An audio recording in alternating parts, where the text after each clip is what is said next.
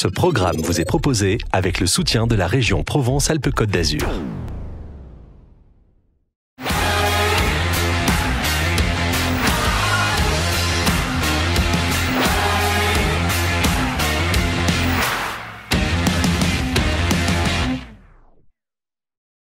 Joël Bensivenga qui préside l'union patronale, l'UPE 13, est-ce que vous êtes satisfait de cette 17e édition du forum qui est en train de se terminer?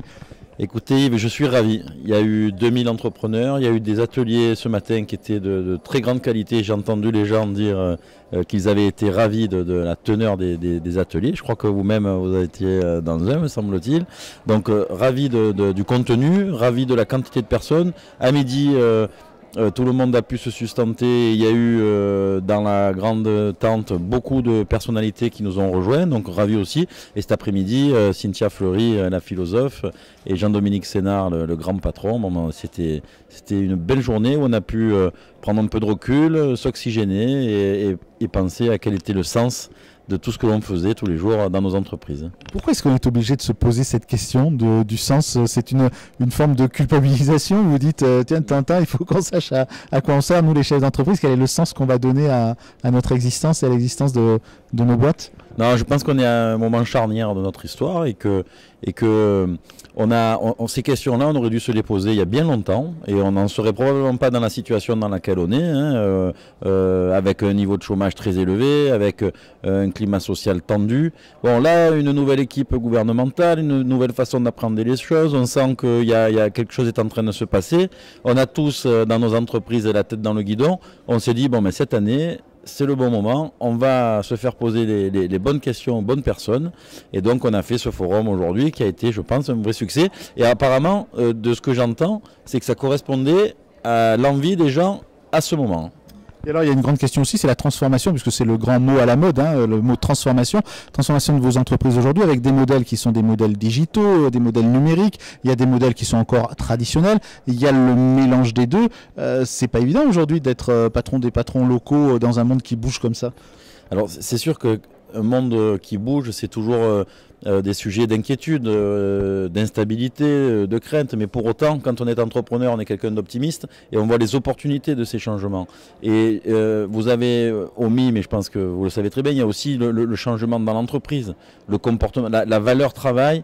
Comment est abordé le travail, comment on vit la fonction que l'on a dans une entreprise aujourd'hui. On voit très bien que pour faire un cliché ou pour faire une caricature, la pointeuse, les 35 heures, les jeunes d'aujourd'hui, c'est pas leur sujet. Leur sujet, c'est est-ce qu'ils vont pouvoir faire des loisirs, est-ce qu'ils vont pouvoir faire plusieurs métiers en même temps, est-ce qu'ils vont pouvoir changer de métier, est-ce qu'ils vont pouvoir être entrepreneurs tout en étant salariés à côté. Bref, on est dans des changements complets de paradigme.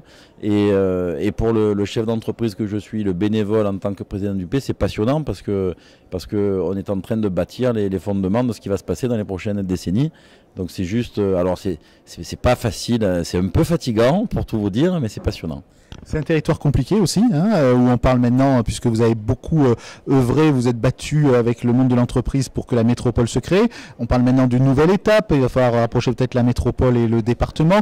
Il y a encore des combats politique à mener, et vous dites qu'il faut casser les silos, qu'il faut que tous les gens se parlent, les politiques, le monde de l'université, le monde de l'entreprise, la grande et la petite. Ça fait quand même des challenges un peu phénoménaux là, à mener dans les mois qui viennent.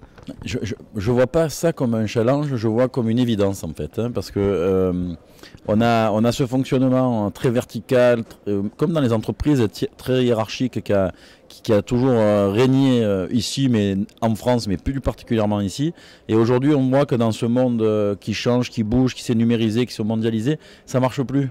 On ne peut pas discuter en 2 secondes avec la Chine et pas parler à son voisin qui est dans la rue d'à côté. C'est pas possible, sous prétexte que c'est pas un entrepreneur, que c'est un politique ou que c'est un chercheur.